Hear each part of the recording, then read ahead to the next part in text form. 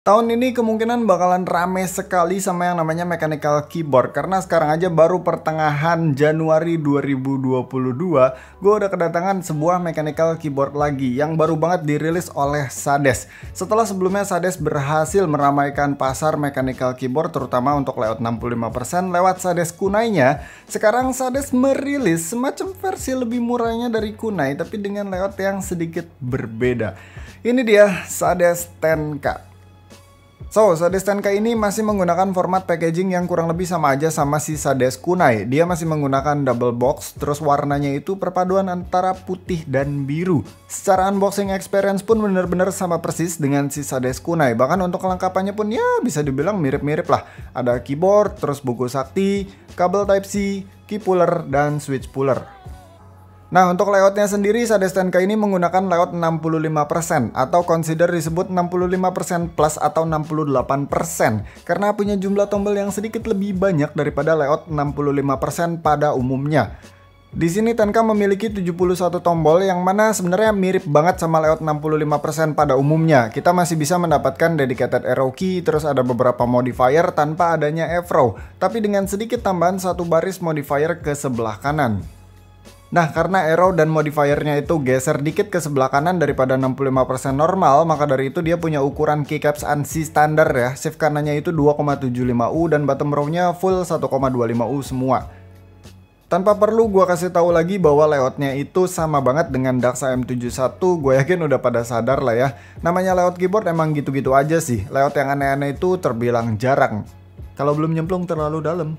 Meskipun layoutnya sama dengan M71, tapi case-nya ini beda total. Di sini 10K menggunakan case yang kotak gitu aja. Di bagian samping atasnya dia punya logo Sades dan tipenya yaitu si 10K. Di tengahnya dia ada port Type-C.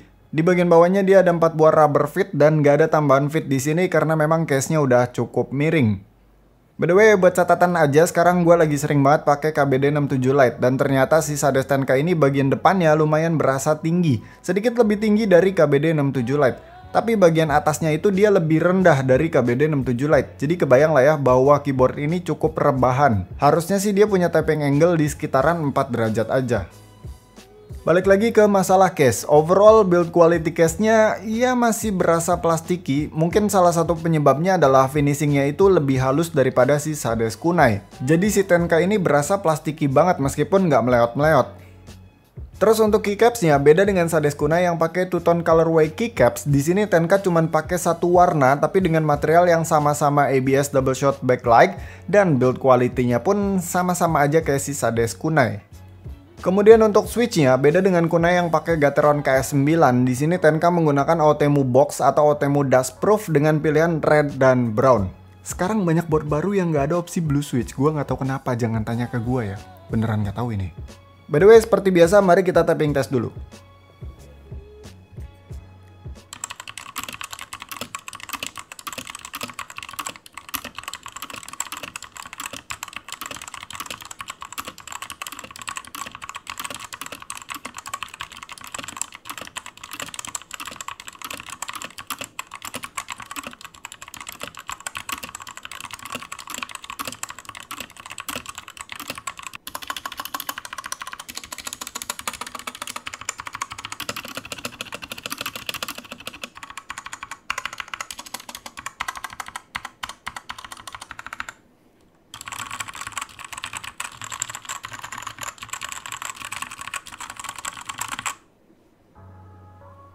So untuk typing feel-nya standar karena dia Tremon dan feel keycapsnya pun standar ya, kurang lebih sama aja sih sebenarnya kayak si Sades Kunai. Dan dari segi akustiknya ya hollow-nya ini masih kedengeran banget karena memang ini keyboard nggak ada dampener sama sekali, platform nggak ada, case foam pun nggak ada. Ada satu hal di keyboard ini yang menurut gua niatnya sih bagus tapi mungkin eksekusinya agak kurang jeli dikit deh. Jadi gini, PCB-nya si 10K ini sudah hot swap dengan kel socket dan support 5 pin tentunya. Tapi coba deh lihat, LED RGB-nya ini menggunakan yang model timbul atau disolder di atas PCB-nya gitu aja, bukan LED yang rata dengan PCB. Hal tersebut menyebabkan ini keyboard jatuhnya nggak bener-bener hot swap universal, karena kalian hanya bisa ganti switch-nya ke switch yang bottom housing-nya itu bolong. Kalau kalian ganti switch ke yang bottom housing-nya nggak bolong, dia nggak akan masuk gara-gara nabrak si LED RGB-nya. Masalahnya adalah nggak semua switch punya bottom housing yang bolong. Dari sekitar 100 sampel jenis switch yang gue punya, 58 diantaranya adalah switch yang bottom housingnya nggak bolong. Sedangkan 42 lainnya adalah switch yang bottom housingnya itu bolong. Umumnya switch yang bottom housingnya bolong itu didominasi oleh switch dari pabrikan Texi, Otemu, Content, dan Keil. Sedangkan switch yang bottom housingnya nggak bolong didominasi oleh pabrikan switch favorit gua, yaitu Gateron, Cherry MX, SP Star, dan JWK.